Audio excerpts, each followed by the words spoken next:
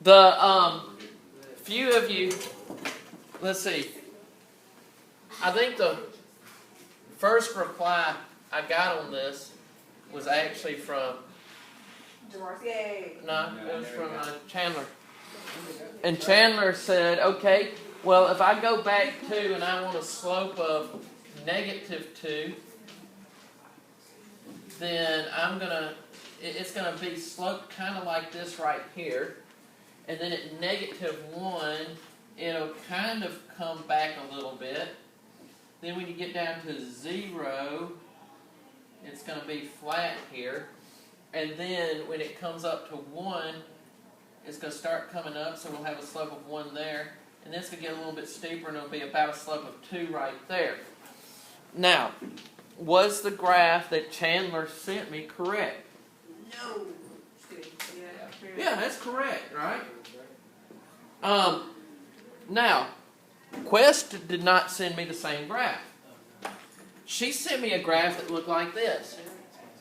She put hers up here. She said, well, it's going to have a slope of -2 here, and then it's going to come down and have a slope of -1 here, and it's going to have a slope of 0 here.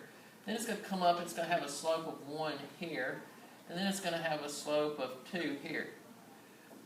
And that's going to be my graph there.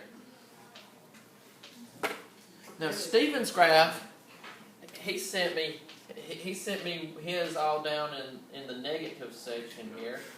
But he sent it kind of like this. Now, y'all said that Chandler was right, but requested Stephen correct with the graphs that they sent. Actually, all 3 of them are right. All 3 of them are right in the graphs that they sent me.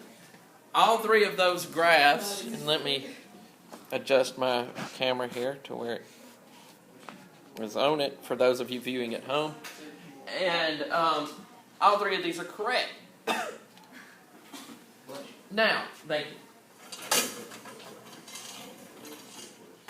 This is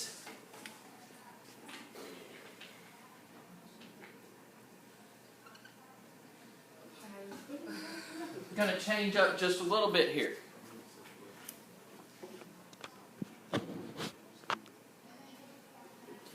I'm actually going to plot this graph, and I'm going to let my graph equal y is g prime of x. All right? Well, when I'm at -2, what did I say my slope was? -2, right? All right. When I'm at -1, what did I say my slope was? -1. When I was at 0, what was my slope? 0. When I'm at 1, slope is 1. 2, my slope is 2. So, my graph of my derivative looks like this. This would be a graph of g prime of x. And this over here would basically be my family of g of x's. Any one of these graphs,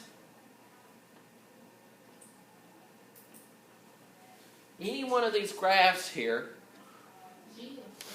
if I took the derivative of them and plotted the points of the derivative, they would fit this line exactly.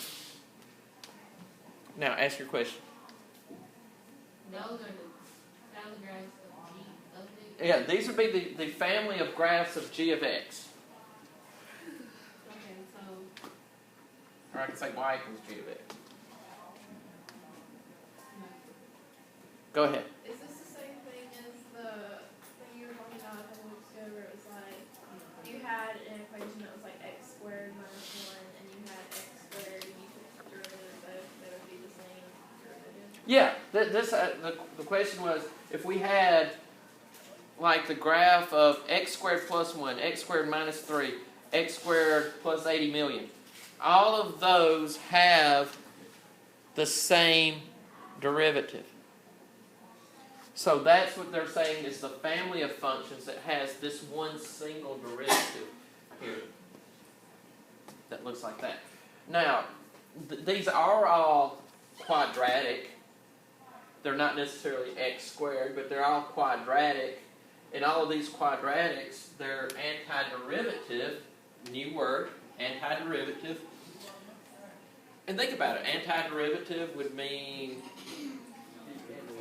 the anti of the derivative, so you'd be working backwards. You would be starting with the derivative and going backwards to the original function. And actually, that is, I've read a couple of sources that said this. I don't know necessarily if those sources are correct or not, but I've read a couple of sources that have said that the calculus was discovered with the antiderivative first and then the derivative second.